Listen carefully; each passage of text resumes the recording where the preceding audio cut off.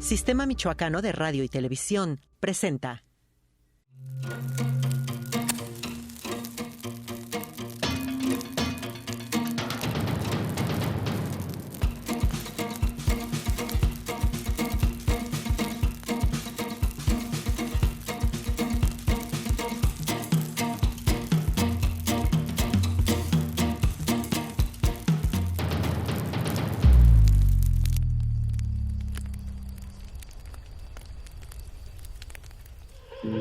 Uno de los elementos más revolucionarios en la historia del cine mundial ha sido sin duda el sonido.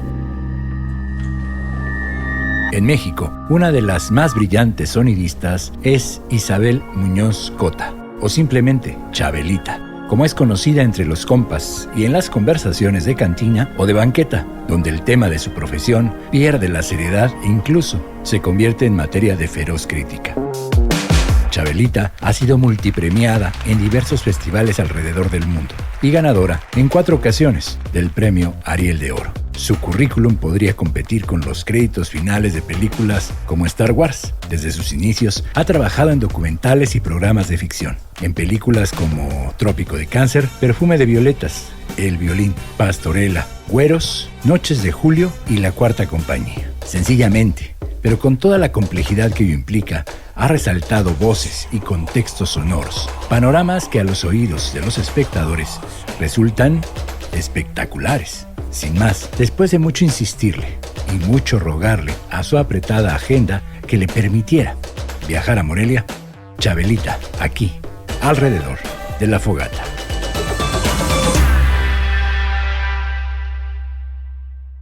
Muy buenas noches. Usted ya lo escuchó en La Semblanza.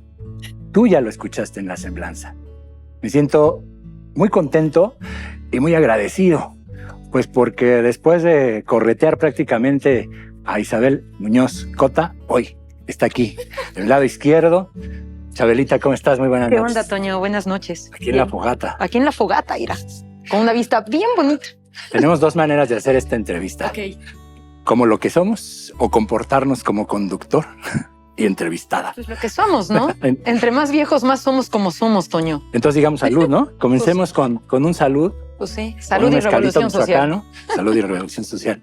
Chabelita, si hubieras elegido algún guionista para escribir el guión de tu vida, ¿quién lo hubiera escrito o quién te gustaría que lo estuviera escribiendo, mejor dicho? ¿Estuviera escribiendo? Espérate, no soy tan vieja, pero bueno. Gibran Ramírez Portela, que es un guionista, el guionista de Güeros, el guionista de La Jaula de Oro, el guionista de La Región Salvaje, que aparte pasa a ser uno de mis mejores amigos. Creo que él sería el más indicado porque tiene mucho más sentido del humor que yo. No, pero tú tienes un muy buen sentido del humor. Un poco oscuro de repente. Bueno, digamos que desde que te conozco, el humor mordaz y además no solo hacia afuera, sino hacia adentro también, ¿no? Es algo que va contigo, es la autocrítica permanente, ¿no? Digamos. Tiene un poquito de más de repente, pero... ¿Tú naciste en la Ciudad de México? Sí, la Ciudad de México. En el extinto Distrito Federal. ¿En qué zona? Pues en un hospital privado de la colonia Escandón, que pasa a ser el hospital donde nació muchísimos personajes de mi generación de la clase media chilanga. El Hospital de México se llamaba. ¿Qué tanto influyó haber nacido en la Ciudad de México para dedicarte, entre otras cosas, al cine? Pero bueno, de las muchas cosas que has hecho. Todo. La cosa de la educación cinematográfica y del centralismo en general en México es terrible.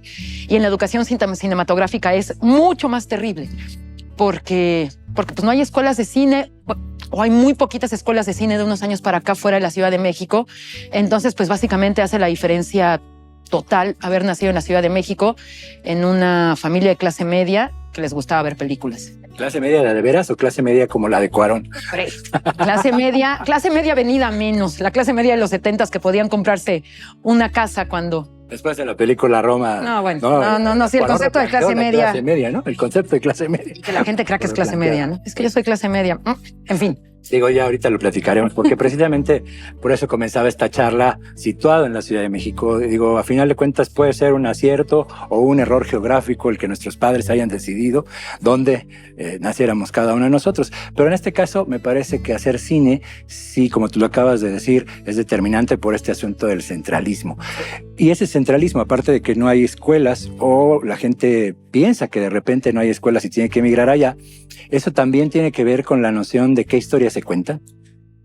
Sí, totalmente. Lo que pasa es que, como bien dices, no solamente es la cuestión de la educación cinematográfica, sino la producción cinematográfica está centrada en la Ciudad de México. Y la mayoría de los personajes, de unos años para acá, se ha venido abriendo un poco, lo tengo que reconocer y lo tengo que decir, y ojalá se siga abriendo mucho más. Pero claro, pues son historias de chilangos hechas para chilangos, en el mejor de los casos, o para personajes que yo no sé en qué país vivan, pero no necesariamente es México ni la Ciudad de México. Pero sí, claro que tiene que ver el centralismo de las escuelas y el centralismo que se haga cine principalmente desde un solo punto geográfico de este país que es gigantesco, ¿no? Ya lo iremos platicando a lo largo de este programa. Este es apenas como una pequeña prueba de lo que va a ser la conversación. Quiero agradecer al restaurante Parrilla y Canilla, que en esta noche, dado que de repente el clima, ¿no?, nos regala unas extraordinarias tormentas aquí en la ciudad de Morelia, y digo extraordinarias también, digo, porque a veces necesitamos que el calor disminuya un poco. Entonces, por eso ahora estamos aquí en este restaurante tomándonos un mezcalito con Isabel Muñoz Cota. Volvemos, estamos en La Fogata. Salud.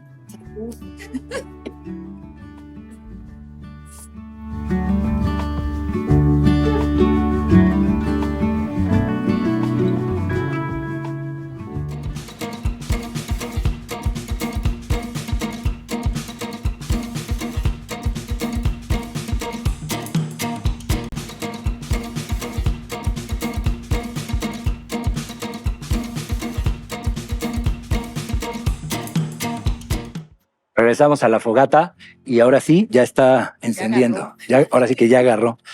Estamos en la Ciudad de México y bueno, vayamos a donde Chabelita era niña y jugaba. Dijiste que naciste en la colonia Escandón. ¿Qué es lo que más recuerdas de tu infancia? Nací en la colonia Escandón, pero yo crecí y me crié en la colonia del Valle, que justamente está dividida por una vialidad muy ancha que se llama Viaducto, pero en realidad debe ser 1 kilómetro de distancia. Pero eres bastante andariega, es decir, conoces la Ciudad de México Sí, de la conozco norte a sur y de este a oeste, ¿no? Yo en ese sentido, el otro día platicaba con unos amigos. La Ciudad de México solo está narrada o pensada desde el sur y el norte no, o el norte también está contado y está narrado desde sus historias del norte. No, hay un montón de películas que suceden en el centro, que suceden en el norte, no solamente desde el sur. Quizá las películas un poco más, como decía Felipe Casals, que tenía un término que a mí me gusta mucho para hablar del cine comercial, le llamaba cine de anticipación, y se me hace como muy elegante y muy atinado. Digamos que las películas del cine de anticipación, como todas estas comedias románticas y cine un poco más pensado en el consumo masivo, sí, generalmente ves como una vida más sureña en la Ciudad de México, pero hay un montón de películas muy, muy bonitas y muy famosas que suceden, Temporada de Patos, sucede en Tlatelolco. Güeros, pues bueno, es un revoltijo por toda la Ciudad de México. No creo que solamente sea desde el sur o desde la Colonia Condesa, ¿no? Que también se daba mucho el cine desde la Roma y la Condesa, pero también hay otras ciudades de México. Esto tiene que ver de contar, te lo quería preguntar más adelante, pero para no estar como yendo en la entrevista de un norte a sur medio extraño, más bien de una vez, hay como una crítica hacia el cine en México, sobre todo en los últimos tiempos, que los cineastas solo cuentan historias desde la Roma o desde la Condesa, y eso determina, ¿no?, personajes determinados, historias determinadas, clases sociales determinadas. ¿Es cierto o es un mito? Lo que pasa es que te enfrentas a muchos problemas. O sea, esto se dice, y sí es en parte cierto, pero si nos ponemos a pensar desde qué lugar se dice, es porque qué cine llega a la gente. Por lo tanto, llegamos al problema medular de la cinematografía nacional en este momento y desde hace varios años, que es la exhibición.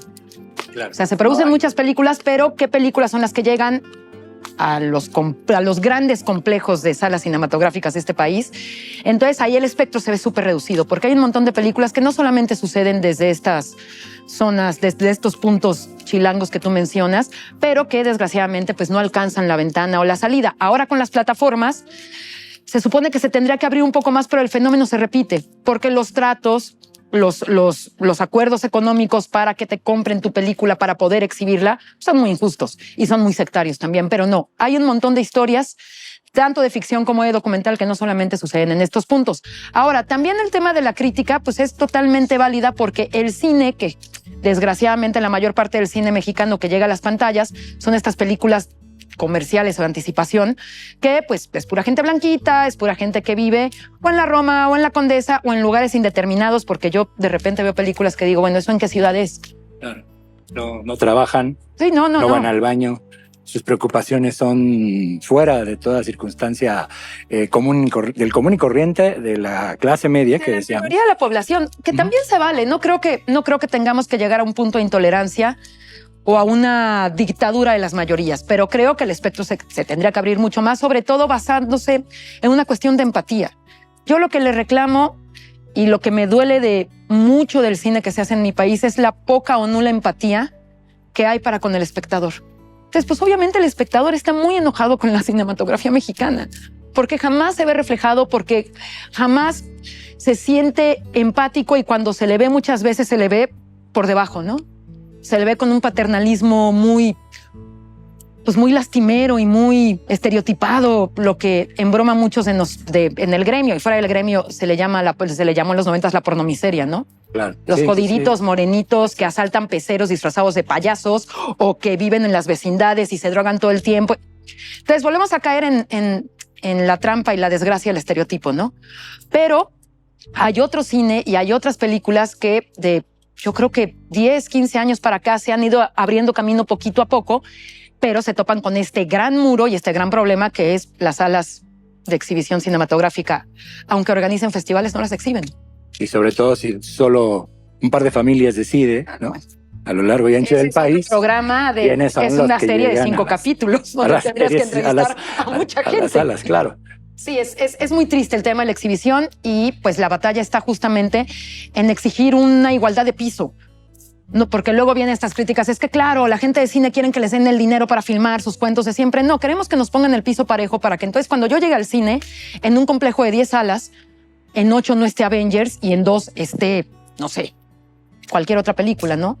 Que haya una paridad, pues, para entonces poder competir, y sí que el espectador decida cuál paga y cuál ve, pero que tengamos un espacio para salir. Y no nos curemos en salud haciendo eventos cada año diciendo que apoyamos la cinematografía nacional, cuando el apoyo habría que cuestionar en qué lo bases. Y es más o menos histórico, ¿no? Lo que ha pasado en este país con nuestro cine. Ahora, no creas, porque estamos hablando antes del Tratado de Libre Comercio, la exhibición de cine nacional estaba garantizada en un porcentaje. Le contaba a un amigo hace poquito, a Yello, justo decía, imagínate, porque hablábamos de lo que cuesta ir al cine, lo que le cuesta a una familia pagar un boleto de cine para llevar a sus hijos, a su mujer, a ver una peli, ¿no? Antes la entrada del cine formaba parte de la canasta básica. Claro. En algún momento me di cuenta que tenía un más o menos amplio bagaje de haber sido espectador del cine mexicano por innumerables tardes al lado de mi mamá, por estas idas al cine cuando todavía eran dobles funciones, y casi siempre era cine mexicano, ¿no? Desde las películas de Cantinflas, Arturo de Córdoba, desde Miguel Silva, David Silva, hasta ahora, ¿no? Que por razones incluso de mi propia profesión, pues llego a ver mucho cine y me importa mucho el cine mexicano. En ese sentido, ¿tú cómo vislumbras estas etapas por las cuales ha pasado?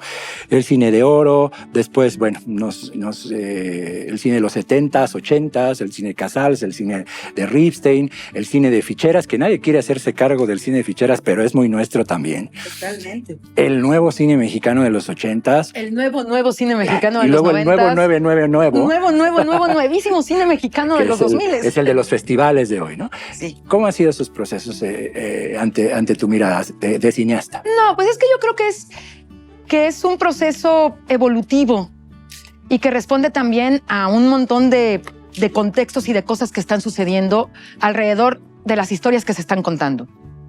Y también alrededor de las políticas de producción que ha tenido este país, que han variado muchísimo, y de las políticas de exhibición que Salinas nos hizo el enorme favor de con el TLC darle al traste a la exhibición del cine nacional. Este problema de exhibición viene desde el Tratado de Libre Comercio. Entonces sí creo que hay un proceso evolutivo y creo que el cine responde al tiempo en el que ha sido hecho. Las películas responden al tiempo en el que han sido hechas y eso yo lo celebro un montón.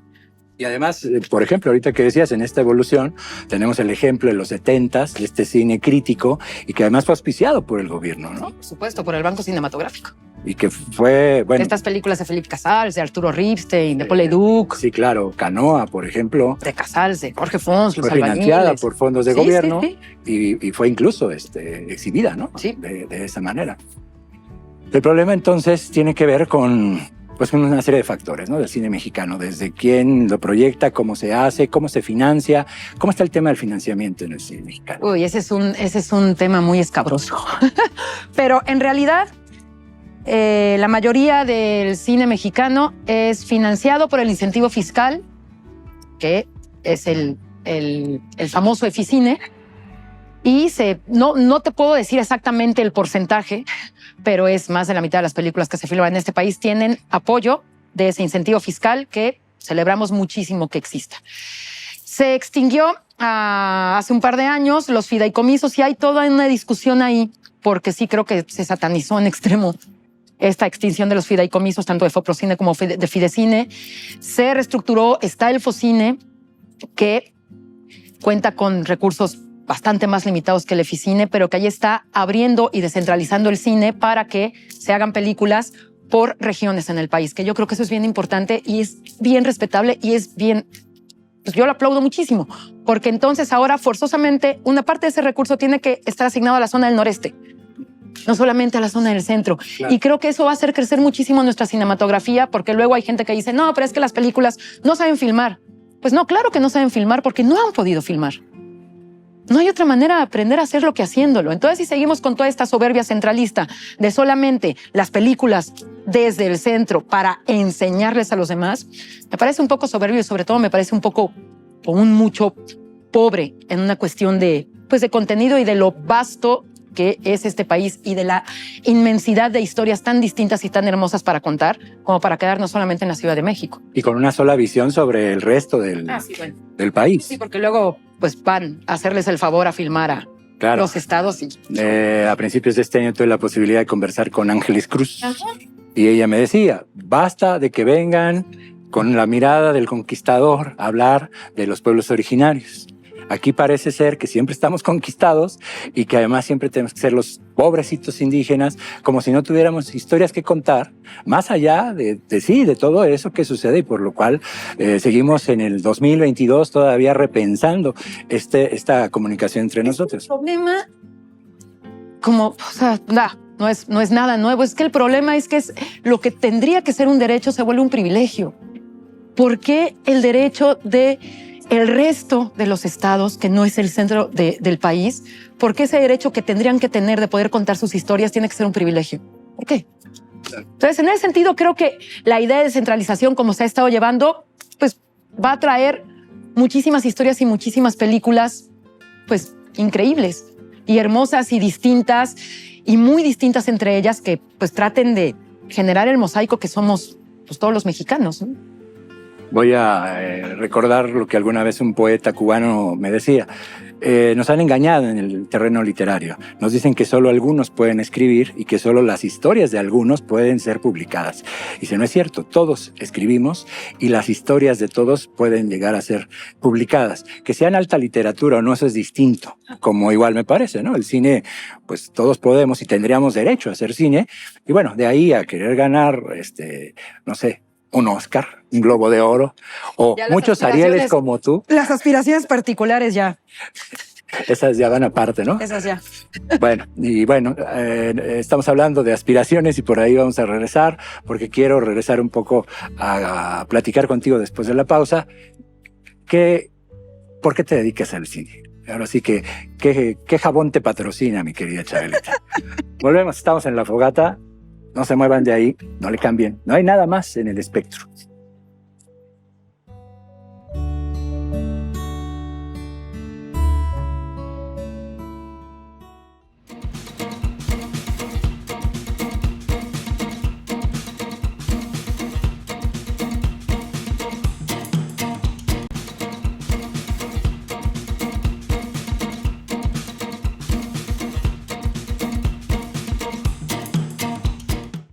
Estamos en la fogata hablando de aspiraciones, de las debidas y permitidas. De las legales. De las legales.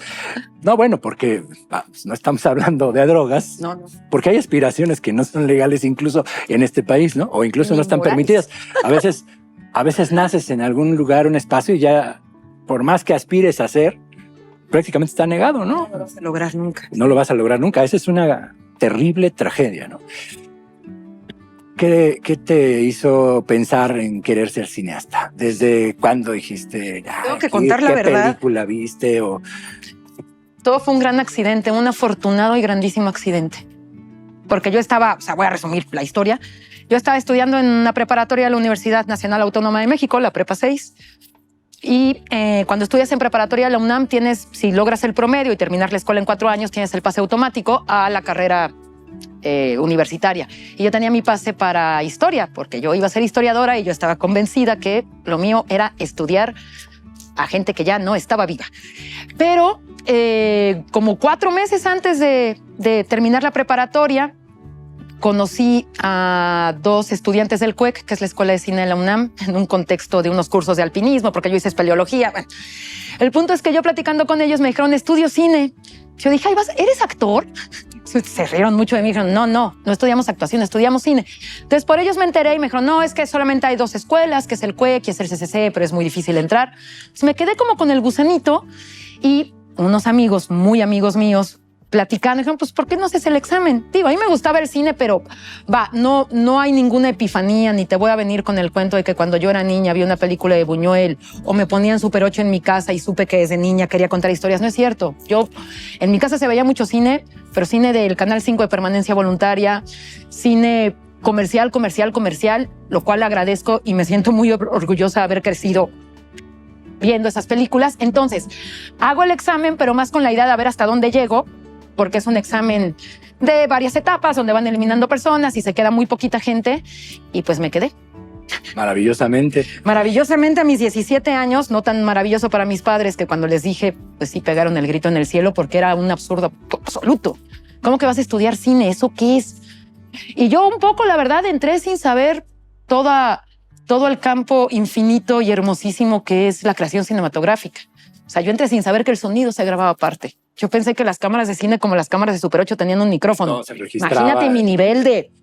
Bueno, pues igual me parece que todos pensamos eso de jóvenes, ¿no? Me gusta ser honesta en ese sentido porque podría tirarte un cuento de que si yo desde niña y cuando vi una película de, no sé, Kieslowski, a quien me gusta muchísimo, por cierto, pero no hay ninguna epifanía mágica ni mística. Fue una serie de eventos accidentados, afortunadamente accidentados, y me quedé en el CCC y pues entré y dije, bueno, voy a estudiar. La condición que me pusieron en mi casa fue que no dejara la facultad.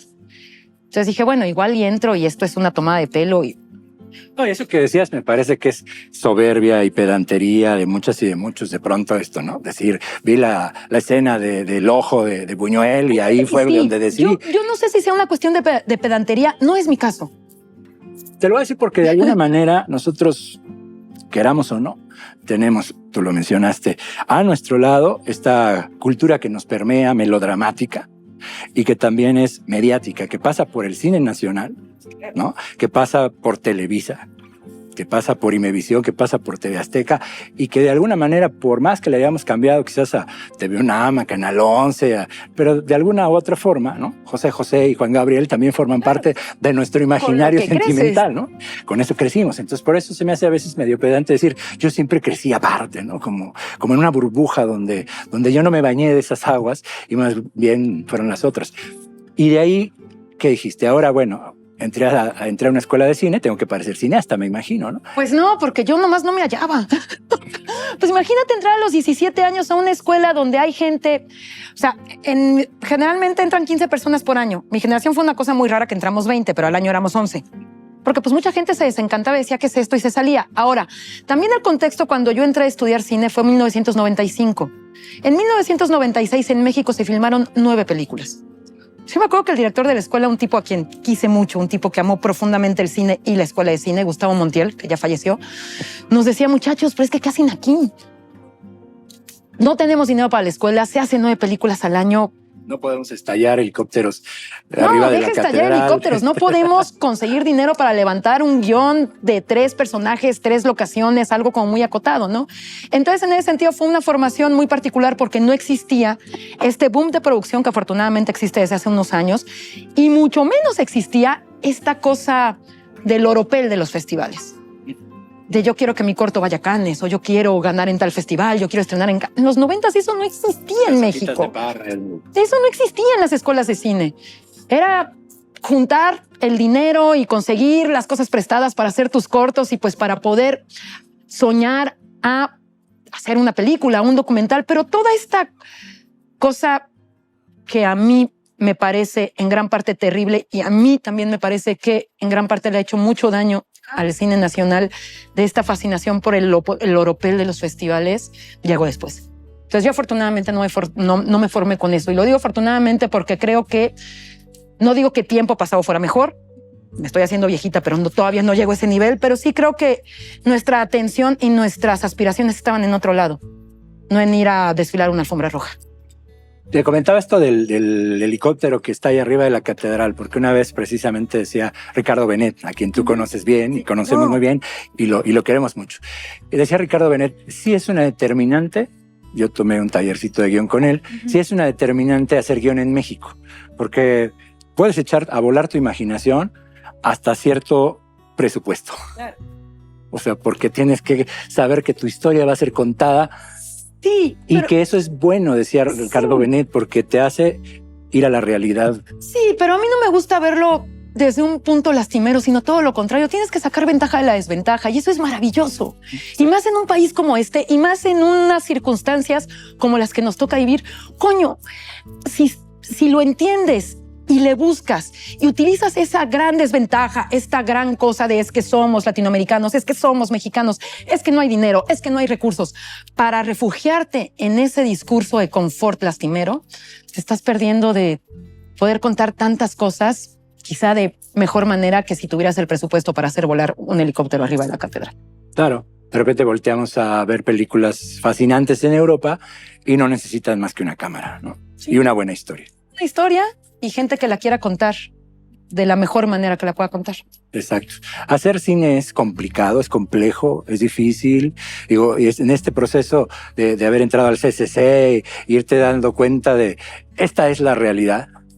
La realidad. Porque de repente también siento que se mitifica mucho, ¿no? Es difícil, es complicado, cuesta mucho, mucho dinero. Sí, ¿no? No, lo que pasa es que, mira, la creación cinematográfica es una creación colectiva. Y es una batalla que se libra desde muchos frentes.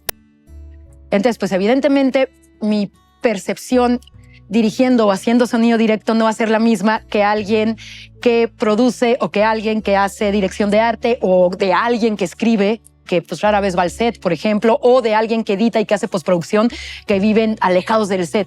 Entonces, es difícil. Yo creo que es difícil como cualquier otro oficio puede serlo. O sea, sentirme especial o sentirme más que otra persona porque, yo soy cineasta, yo grabo, yo soy sonidista, soy director, me parece un ejercicio de soberbia tan falso y tan absurdo. Claro que es difícil porque las exigencias de horarios y de disponibilidades pues son muy particulares, pero como son particulares en otro montón de oficios, ¿no? Ahora, a mí sí hay una cosa que me gusta mucho, pero es como una interpretación muy personal que tengo, que es trabajar para el ocio de los demás. Y no solamente lo digo por el cine, lo digo por el radio, lo digo por la televisión, lo digo por la gente que hace teatro, que hace conciertos.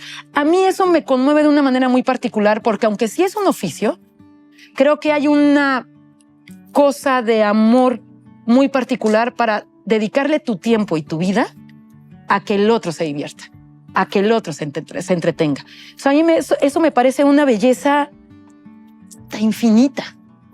Y a mí se me hace una belleza infinita este reconocimiento tuyo, porque también a veces es complicado hallar con alguien que piensa en el otro, piensa en la otra, en el que me va a escuchar, en el que va a mirar. Historias para que alguien más... Eso parecería tan sencillo para nosotros dos, pero en realidad yo conozco mucha gente que cuenta para sí mismo, ¿no? Pero a mí me gusta pensar en la gente que es afín a uno y que creo que cada vez somos más los que sí nos atrevemos, porque sí creo que hay que tener un valor grande para pensar en el otro y para quitarnos de indumentarias y de armaduras absurdas y de espejismos muy baratos y solamente pensar en uno.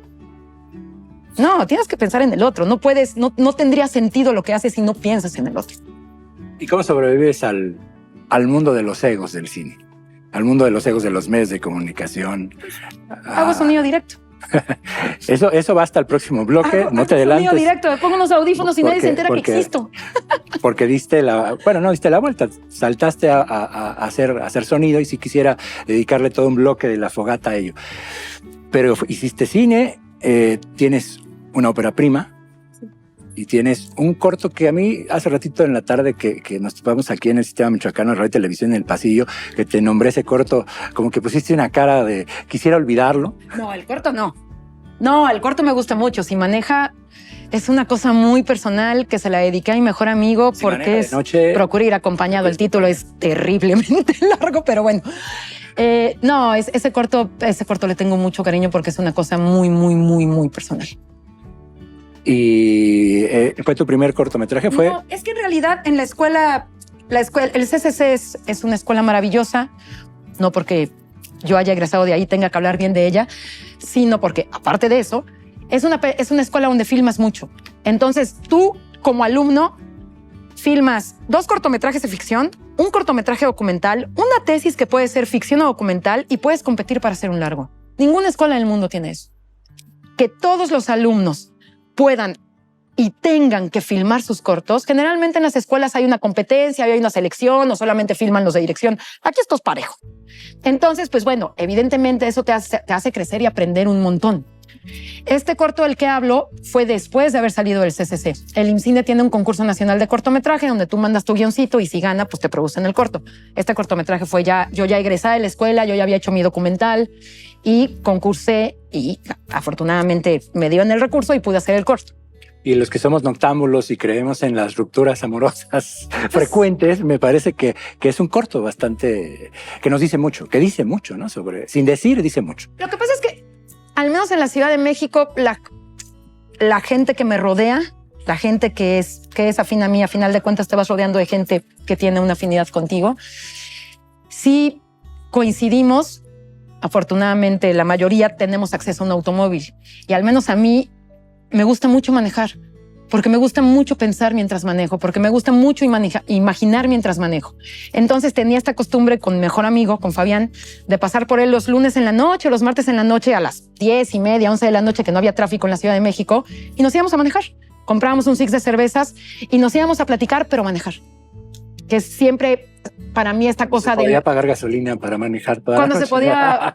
No manejábamos toda la noche, pero sí un par de horas. Pero era esta cosa, siempre, para mí, el estar arriba de un coche conduciendo es esta ilusión del escape. Entonces, pues los pensamientos y las ilusiones y los anhelos están adelante del camino, ¿no? ¿Qué tanto queda? Porque hacer cine es un trabajo colectivo, quieras o no. ¿Qué tanto queda de la historia que tú piensas, que tú escribes y que tú diriges, pero que a final de cuentas es una propuesta colectiva y un trabajo colectivo? ¿Qué tanto queda de eso que tú estabas imaginando y pensando al final? Se transforma muchísimo. Y yo creo que también ahí radica la magia, porque no es una creación inmediata. No es como la pintura o la literatura, que es un poco mucho más inmediato y que al siguiente día puedes leer lo que escribiste aquí en lo que lo escribes. Consigues el recurso, lo preproduces, lo filmas, se edita, se postproduce, pasan años a veces, ¿no? Entonces muchas veces como creador, como cineasta, tú ya estás parado en otro lugar y eres otra persona. Y de repente ver la película terminada o el cortometraje terminado o el documental terminado es verte a lo que tú eras pero ya no eres. Entonces es una confrontación muy fuerte siempre. Más allá si lograste o no lograste, o te gusta o no te gusta tanto. Pero lo que sí es definitivo y es bien bonito del cine es toda esta conjunción de corazones y de sentires y de enojos y de alegrías que es esta creación colectiva. Cuando tú como director eres lo suficientemente generoso para incluir a tu crew en el cuento que quieres contar, va a quedar algo que no necesariamente tiene que ser a lo que tú concebiste al principio, sino que va a ser mucho mejor. La dirección no es dirección actoral. No, es una dirección de un barco. Peter Brook, que acaba de morir, que fue un grandísimo director de teatro inglés, tiene una imagen bien bonita, que a mí se me hace muy atinada en la dirección tanto de teatro como de cine. Plantea que el director es un hombre que se adentra en un bosque oscuro con una velita prendida y que detrás de él viene todo su equipo. Entonces, claro, es adentrarte en este terreno maravilloso que es la ficción, misterioso, cruel, amoroso, que es la ficción cobijado por un grupo de gente que te va siguiendo a ti. No es que tú seas el más importante, son parte de tu creación, pero tú eres el que va a la cabeza. Y ahí es la verdadera dirección. Siempre va a quedar algo maravilloso si eres lo suficientemente generoso en incluirlos, porque hay muchos tipos de directores y muchos tipos de cine. Me imagino. Y es lo mismo cuando tú eres parte del crew. Por supuesto. Y tú tienes que seguir las indicaciones de un director o una directora. Seguir las indicaciones, pero aportar desde tu trinchera. Te digo que son como varias trincheritas. Sí, claro. Desde tu trinchera lo mejor que puedas para que desde lo que tú haces, desde los audífonos, desde el finder de la cámara, desde la brocha de maquillaje, desde el pedazo de tela, desde qué color va la pared, pueda lograrse eso que es tan mágico, que es una película bien contada. Y que seguramente nosotros como espectadores lo recibimos y lo reconocemos. Pues más que reconocimiento, yo creo que hay películas que, siempre le digo a mis amigos cuando van a estrenar sus películas, el nervio, ¿no? De cómo va a ir, siempre les digo algo que creo totalmente. Conmover a quien tenga que conmover. Frase de Eusebio Rubalcaba, hay que crear para conmover. Hacemos una pausa, regresamos en La Fogata, necesitamos otro mezcalito. No le cambie, porque igual le matan 2 que 3 neuronas en otro canal. Regresamos.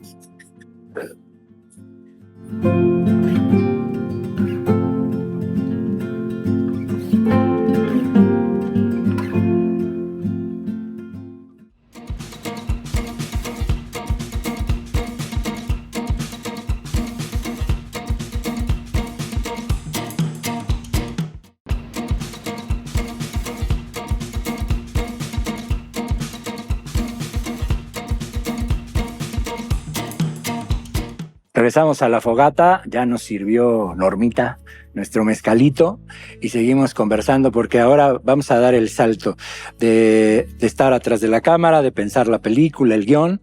¿En qué momento dijiste, el sonido es lo mío? Es que justamente fue al revés. Yo entré al CCC sin tener, la verdad, mucha idea de qué se trataba. De qué se trataba hacer cine. Y siempre fui muy melómana, demasiado melómana, y también estudié piano de niña, entonces siempre había una cosa con el oído. Siempre tuve una cosa de que me gusta mucho escuchar. A mí me pagan por escuchar y soy feliz haciendo. Eso es maravilloso, ¿no? Cuando uno le pagan por lo que le gusta hacer. Exacto. Entonces, estando en el CCC, descubrí que el sonido pues, era un elemento fundamental y narrativo y que pues podías especializarte solamente en eso, y pues agarré los audífonos y no los solté. La dirección viene después. Ya. Por eso siempre que me preguntan, yo siempre digo, no, yo soy primero sonidista que directora. Y esa parte pues te lleva a otro universo que es contar desde el sonido. Y ahí es donde tú te das cuenta si un diálogo, me imagino, está bien o no está bien armado. Y también todo lo que tramita el sonido. Digo, yo aquí estoy frente a una cámara de televisión haciendo La Fogata, pero mi vida ha transcurrido muchas décadas haciendo radio, ¿no? Imaginando y trazando cosas para los oídos de las personas. En este caso tú no trabajas para los oídos de las personas, pero sí haces una reconstrucción de todo lo que va a ir al oído de las personas acompañando la imagen. En ese sentido, ¿cómo tramitas esa parte? Es que en realidad es una interpretación, ¿Qué a través permisos tienes ahí? A través del sonido es narrar un cuento. O sea, una película, tú lees un guión y empiezas a pensar en sonoridades. ¿Cómo va a sonar esta película? Claro, evidentemente hay muchos tipos de directores. Hay directores que escuchan y que es increíble trabajar con ellos. Hay directores que son sordos. No hablaré de ellos. Pero cuando tienes la suerte de trabajar con un director que piensa en sonido, que piensa el sonido, que lo incorpora, que lo considera un elemento narrativo, no solamente un elemento ilustrativo, porque mucha gente piensa que solamente el sonido en cine es, bueno, se abre la puerta, suena la puerta, pasa el coche, suena el coche. Claro que tiene que haber una lógica que corresponda con la realidad que se está queriendo retratar, pero es mucho más, porque a través de los sonidos puedes crear atmósferas, puedes crear sentimientos, puedes narrar historias. Entonces, a través del director, pues, la aproximación al guión es lees y empiezas a pensar en los espacios, en el género de la película que vas a hacer, en qué tipo de actores son, en cómo quiere el director y cómo empiezas tú también a imaginar que suene. Las películas suenan de maneras muy, muy, muy distintas. Claro. Estamos muy acostumbrados, por ejemplo, en el cine a pensar también en música, a que la vida vaya acompañada de música. Bueno, siempre. Por ejemplo, los del Dogma 95 decían fuera la música porque en nuestras escenas cotidianas en el mundo no hay música, ¿no? Pero claro que hay música. Lo que pasa es que aquí estás hablando, es que de eso puedo hablar 2 horas, de la música diegética y la música no diegética. Rápido. La diegética es la que sucede dentro de la ficción. O sea, si alguien está en una plaza y están tocando un trío, esa música, hay música porque en la vida hay música y sucede en la ficción, pero si tú ya le pones música como realizador que tu personaje en ficción no está escuchando, es la música no diegética. Los de Dogma estaban en contra de la música no diegética, pero tuve películas de Dogma y claro que hay música porque la sucede. música que acompaña el suspenso. Del radio, el chan, chan, chan, chan. Sí, es que es imposible pensar, para mí es inconcebible la vida sin música. Y dentro del sonido, las bandas sonoras de las películas, que no son las canciones de los discos, sino todo lo que suena en una película, pues tiene distintos elementos. Y un elemento importantísimo es la música, que puede ser, como te digo, diegética o no diegética, o ya metadiegética, pero eso ya es otra. La música que sucede en la cabeza de los personajes, etcétera. Pero es un recurso que hay que saber utilizar, porque se abusa mucho de la música en el cine justamente para incentivar algo que tú no lograste. Emocionalmente. Para decir sí. Violín para lagrimita, pianazo para el susto. Digo, son ejemplos muy burdos, pero son muy reales de cómo de repente los directores que no piensan en sonido llegan a la isla de edición y pues ven que no jala y les dice el editor, no hombre, pero le pones un pianito y van a llorar. Y es muy loco porque luego yo en las clases pongo las secuencias, ¿no? Sin sonido, sin música y con música y cambia totalmente. Tuve un maestro holandés hace muchos años que se llamaba Arpad Bondi, que era un tipo que musicalizaba cine en Holanda, que nos ponía un ejemplo precioso, que era una secuencia de una muchacha que abría la ventana, salía un viejo de un cuarto, se abrazaban, se iba, pero sin sonido. Y él armó 5 bandas sonoras distintas con la misma imagen, sin diálogos, y eran 5 historias distintas. Claro. Sí, era el padre, la hija, eran los amantes, eran los vecinos y eran los terroristas, con puro sonido. Estoy totalmente de acuerdo. Sí. Y dentro de todo ese espectro de hacer sonido para el cine, porque no es una sola cosa, ¿no? ¿Cuántas maneras de entender hacer sonido para el cine existen? Lo que pasa es que principalmente se divide en 2. En sonido directo, que es lo que yo hago, que es grabar todo lo que puedas grabar de la mejor manera durante el rodaje en la locación, que es una chamba de guerrillero, literal.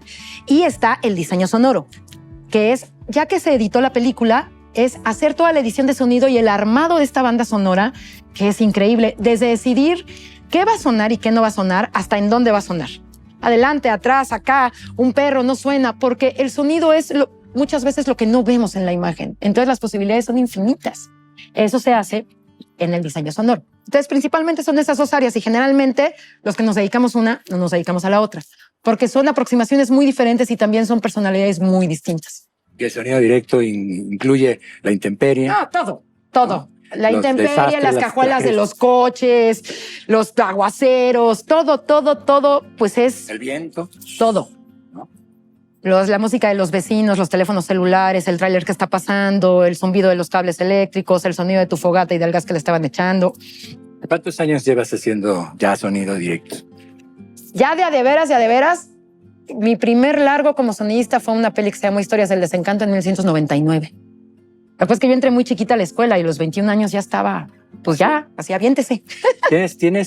Digo, hoy que estaba yo estudiando un poco, quise estudiar un poco el currículum de Isabel Muñoz Cota y dije, no, voy a pasar 3 días y no voy a terminar. Y tienes así como un registro de cuántas películas has participado. No, y justamente hace poco un gran amigo, gran sonidista, Axel Muñoz, me preguntaba, Chave, ¿cuántas llevas? Le dije, no sé. Él dice que 60 largos de ficción, porque están los documentales, están los cortometrajes, están algunas series de televisión y pues cositas que de repente... Porque además no solo has hecho cine mexicano, has participado en películas a nivel internacional, ¿no? Sí, en Argentina, en Estados Unidos, pero sobre todo cine mexicano. ¿Cuántos Arieles has ganado? Por sonido 3 y por dirección 1. El de dirección fue por mi tesis, que fue un documental que se llama Su Merced. ese, como que conocemos a esa banda. Como que les suena un poquito, a lo mejor se les hace familiar. Al director del Sistema Michoacano. Al director tal vez. del Sistema Michoacano, pero ¿Y bueno. por el sonido de qué películas? Llevo 7 nominaciones. Sí, gané la de Backyard, que dirigió Carlos Carrera. Gané Güeros con Alonso Ruiz Palacios. Gané La Cuarta Compañía de Amir Galván. Y ya, pues son 4. Son 3 de sonido y 1 de dirección. Sí. Tú estás como formas parte de algunas decisiones de la entrega de los Óscares, ¿cierto? Lo que pasa es que el año pasado me invitaron a formar parte del rubro de sonidistas de la Academia Norteamericana de Ciencias y Artes Cinematográficas, lo cual se traduce en voto por los Óscares. No, y perteneces a un grupo de sonidistas que a nivel mundial son considerados como la Academia, como personas con trayectoria, pues que es respetable. No voy a preguntar para no meterte en conflictos con quién no se puede trabajar, pero con quién se trabaja muy rico en el cine Alonso Ruiz mexicano. Palacios. Con Alonso Ruiz Palacios. Es el director mexicano que yo considero el más sonoro. El más sonoro en todos los sentidos, narrativos, estéticos, experimentales, transgresores. Es un tipo que siempre está buscando. Y es un tipo, le platicaba a Yayo hace poquito, le comentaba, que a mí lo que me conmueve mucho a Alonso, independientemente que lo quiera como lo quiero porque es un muy buen amigo, es que es alguien que siempre está en esta búsqueda de la belleza. Y eso es bien difícil de encontrar. Alguien que haga cine porque está persiguiendo y está en esa búsqueda de la belleza, a mí me parece lo más maravilloso. Alonso Ruiz Palacios, hay otros también, Carlos Carrera, también con él trabajar es increíble. Emilio Portes es un poco más cruel con el sonido directo, pero es un tipo que sí piensa mucho en la sonoridad de sus películas. ¿Y en cuáles han sido las producciones donde tú has quedado como más contenta de tu propio trabajo? Que dices, aquí, no solo aquí me la rifé, sino aquí me quedó lo que yo estaba buscando desde los oídos.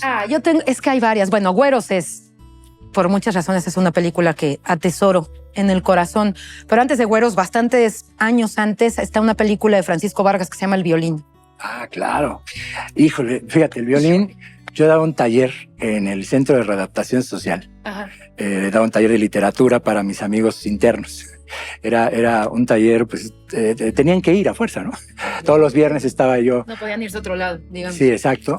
Y a veces no querían escribir, a veces querían o hablar de mujeres y ver revistas pornográficas, o querían ver cine. Y entre las películas que les llevé fue El Violín, y ha sido mi recuerdo más entrañable de ver a muchos internos soltando lágrimas mirando El Violín. Es que es una película tan importante para la cinematografía de este país, pero tan importante para tanta gente en este país. Sí, del Violín guardo recuerdos porque fue técnicamente complicadísima, porque todo el mundo la ve y dice, estaban en la Sierra de Guerrero, en Chiapas. No, hombre, no teníamos dinero, estábamos en la carretera México-Puebla, a 50 metros de la carretera, lo cual me dirás, pues ¿eso qué si no se ve la carretera? Pero si piensas en todos los trailers que bajan y frenan con motor y el sonido que hace eso sobre los diálogos de un viejito que no es actor. Pero fue una película levantada a puro golpe de corazón de su director, que es un gran tipo, Francisco Vargas. Para la gente joven que nos mira y que a lo mejor dice, yo quiero ser como ella. Hombre, no.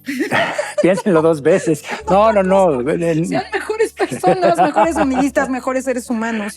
¿Qué les dirías? Digo, hay una parte también hoy que me parece que, bueno, desde que yo también era estudiante de periodismo, la tecnología, ¿no? Dice Ricardo Bennett, la mejor cámara es la que tienes en la mano, la otra no existe. Exacto. Para hacer sonido es necesario así tener como los 25 micrófonos y las 18 grabadoras. Sí, también para hacer sonido, ¿desde dónde y para qué? Evidentemente, si vas a trabajar en una gran película o en una gran serie de Netflix, pues sí vas a necesitar determinado número de micrófonos, determinado tipo de grabadora, pero algo que yo agradezco mucho de estos últimos 15 años es de alguna manera que se haya roto esta exclusividad para poder tocar una cámara de cine, ¿no?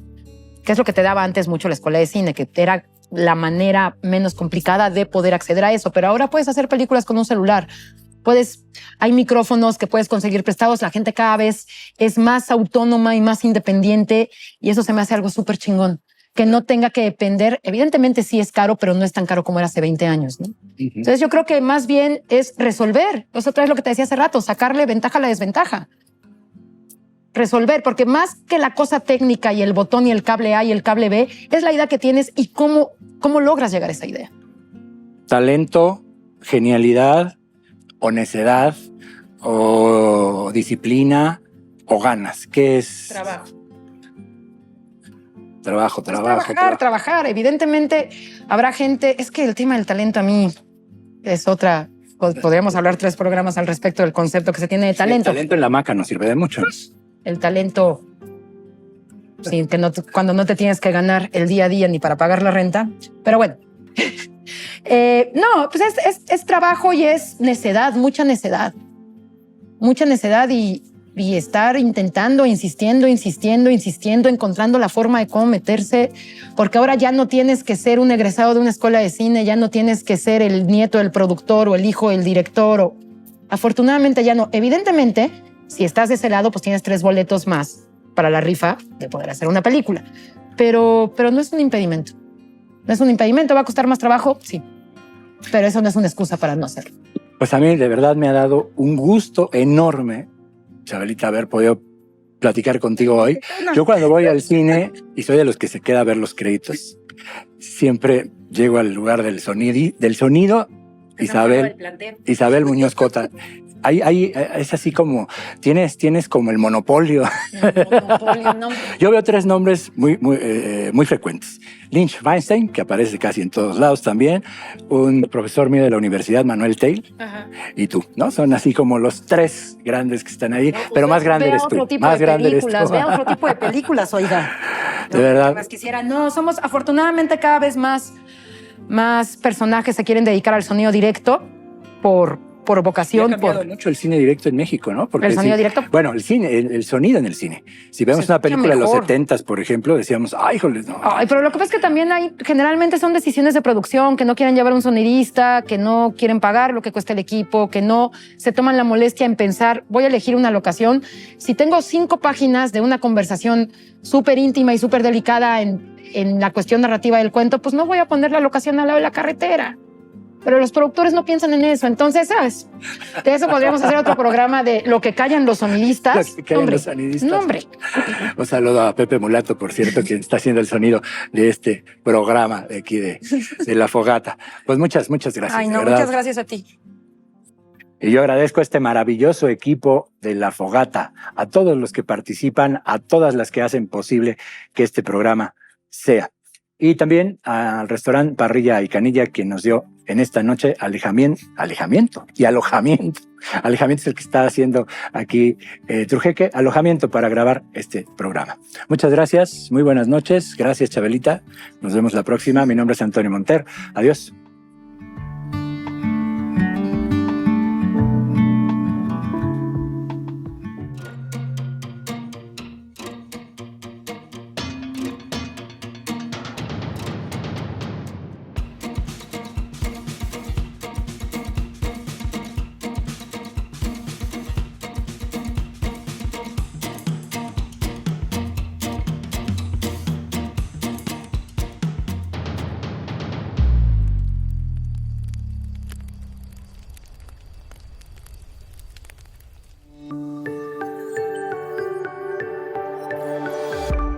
Sistema Michoacano de Radio y Televisión presentó